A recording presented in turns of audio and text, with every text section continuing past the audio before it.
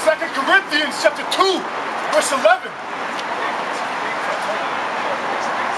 2 verse 10. To whom ye forgive many things, I forgive also. For if I forgave anything, to whom I forgave it. For your sakes forgive I it, in the person of Mashiach, lest Satan should get an advantage of us, for we are not ignorant of his devices. We are not ignorant of Satan's devices, man. He'll come in any way, shape, or form, man. Okay, to muffle the word, man. To prevent you from hearing the word. The devil, spiritual demon Satan, is gonna jump on anybody, man. Even our own people.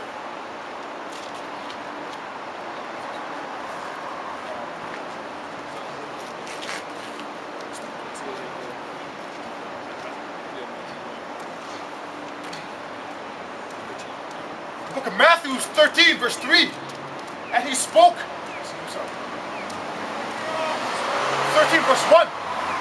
The same day went Yahushua out of the house and sat by the seaside.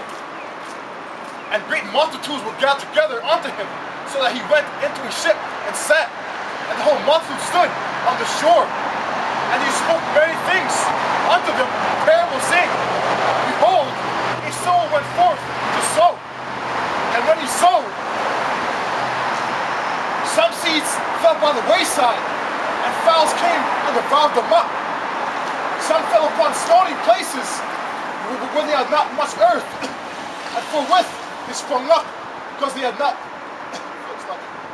no deepness of earth. Deepness of earth, man. That's the thing, man. If you don't ground yourself in this word, all right, and wean it as if it was a baby, you're not gonna, you gotta take care of this word like Elder Gabar and the others say, man. The other elders, right? Verse 6, and when the sun was up, they were scorched, and because they had no root, they withered away. And that sun, if I'm not mistaken, represents them nukes, man. Alright? No, you don't slack here. We'll go into depth. Go ahead. And when the sun was up, they were scorched, and because they had no root, they withered away. And some fell among thorns, and the thorns sprung up and choked them. But others fell into a good ground and brought forth fruit. Some an 100-fold, some 60-fold, and some 30-fold. See, that's what you want to do, man. You want to gather brother onto this word, man, and increase, right? You want to build the house of David, which is fallen, man. That's what we're striving to do, man. We're trying to get our brothers into the ceremony, man, into the marriage ceremony, man, to eat, come in and eat. Who hath an ear to hear, let him hear. And the disciples came and said unto him, Why speakest thou unto them in parables? And he answered and said unto them, Because it is given unto you to know the mysteries of the kingdom of heavens, but to them it is not given. So the Lord only chose a few men, even today, to know the word and to understand and be able to grow. Right? He didn't give it to everybody, man. All these people are stunted, man. They refuse to grow in the word, man. You know? Therefore they're going to be destroyed. The scriptures say, he who hated the word shall be destroyed. Verse 12, For whosoever hath, to him shall be given, and he shall have more abundance.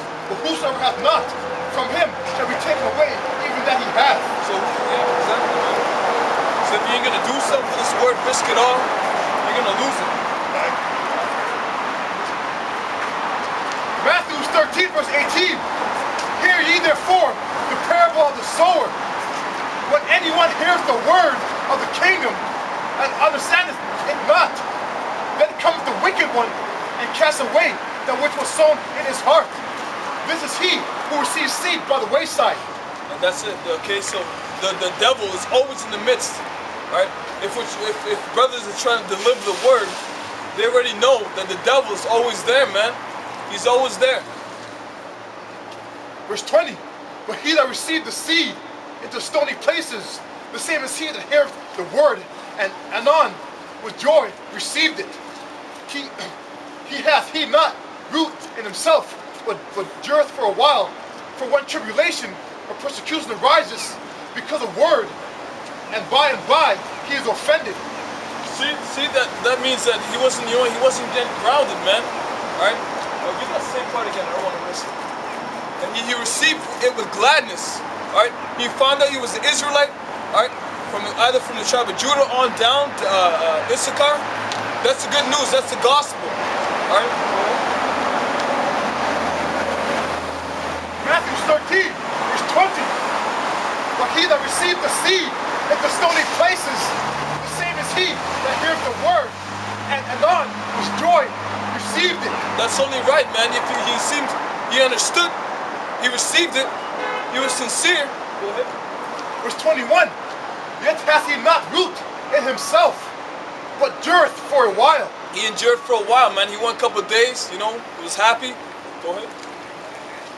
For when tribulation or persecution arises because of the word. As women, it's like, why you always reading scriptures? All right, you ain't making enough money to pay these bills. Your mother just died. Go ahead.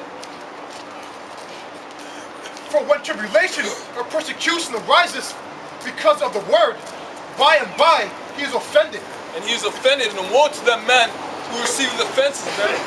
Because really offenses must come. It's just a trying time, man. It's a time of trials you gotta go through. Go ahead. Verse 22.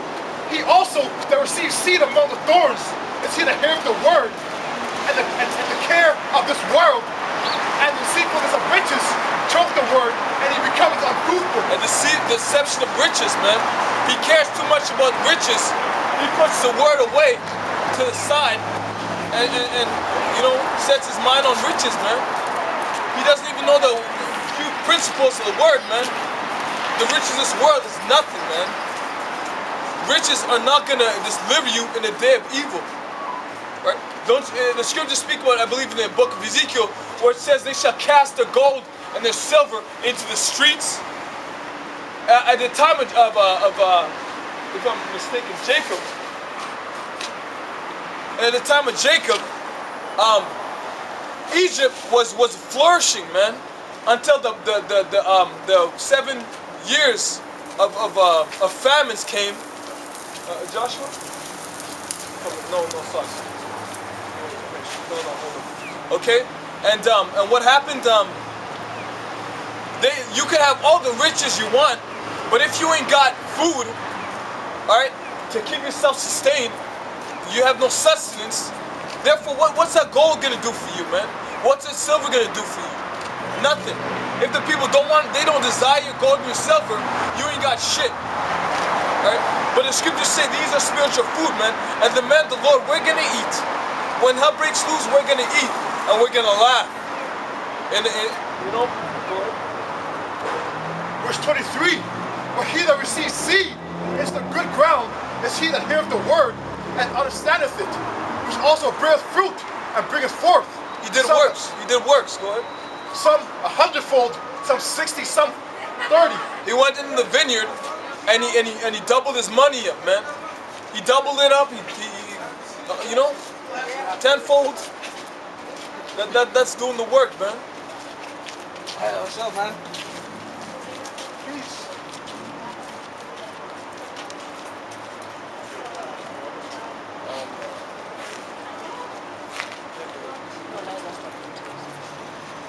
Verse 24, another parable put he forth unto them, saying, the kingdom of heaven is likened unto a man which sowed good seed in his field.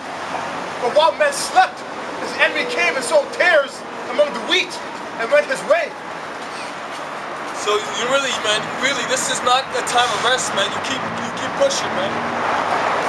No, but you gotta have a balance. Don't overly, you gotta have a balance. You gotta, play a game, watch a movie. All right, watch a movie based on, current events or events that are coming to pass. You can't always be always in the scriptures, man. Or else you're gonna overstrain yourself.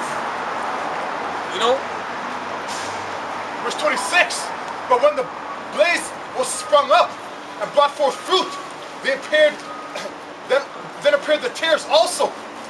So a servant of the household came and said unto him, Sir, dost thou not sow good seed in thy field? From whence thou hath the tares? He said unto them, An enemy hath done this. The servant said unto him, Wilt thou then redo go another? Verse 28. He said unto them, An enemy hath done this. The servant said unto him, Wilt thou then that we go and gather them up? And when we said, Nay, that's why we gather up the tares. We root up also the wheat with them. So that's talking about the tares, man. The Israelites and the ones who look like Israelites, man. Who are like heathens. Who are heathens, man. Like Lenny Kravitz, for example. He looks black, but he's actually his father's a white man. So that's talking about the wheat and the tares. The wheat as the nation of Israel. Verse 30. One third. Let both grow together until the harvest. And in the time of harvest, I will say to the reaper, Gather ye together first the tares, and bind them in bundles to burn them. But gather the wheat into my barn. Gather the wheat into my barn, man. That's the 1/3 nation of Israel, man. We're gonna be separated from all these other nations. You want to get that?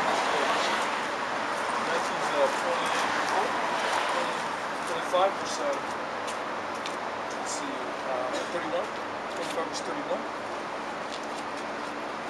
So the Most High is all about separation, man. And at the end, He's gonna bring the sword for the 2/3 and the you know, fucking the Edomites, these so-called white people,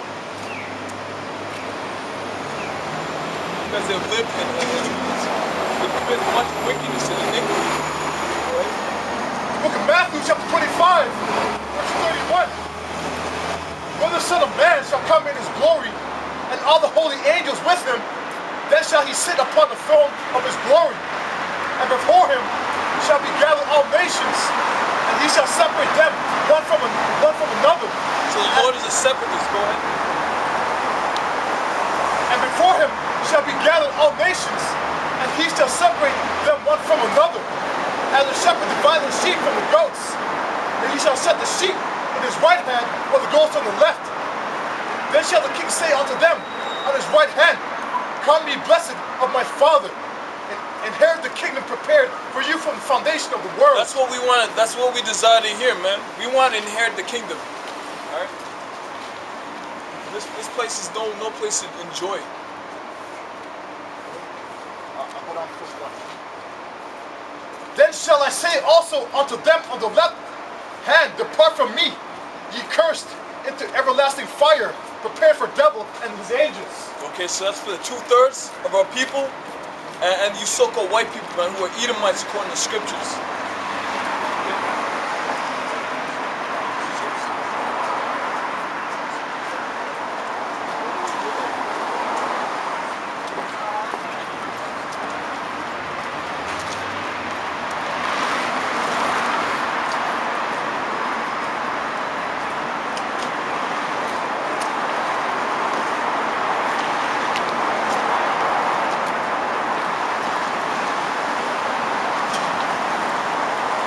Psalm chapter 6, verse 8.